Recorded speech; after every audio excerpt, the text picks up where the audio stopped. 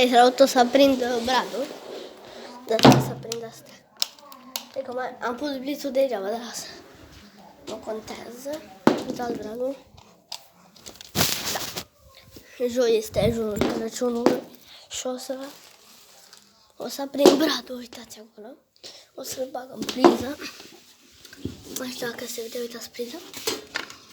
Ok, o să bag aici. Așa, nu uitați să dai like. Așa, uitați aici. Și pe urmă să oprim. Așa. Ăsta e primit de la școală. Ca să-l... E special.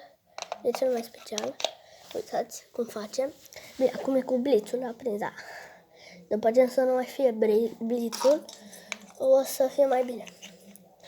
Da. Cu firul ăsta am probleme. Și cu celălalt am băgat bam.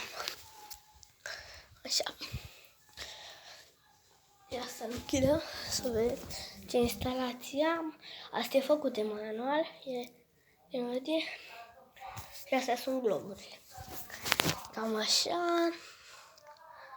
Ăsta e bradul. Așa arată cu lumina stinsă. Să oprim pe cealaltă, uitați. Ai, ăștia. Uitați, ăsta e bradul.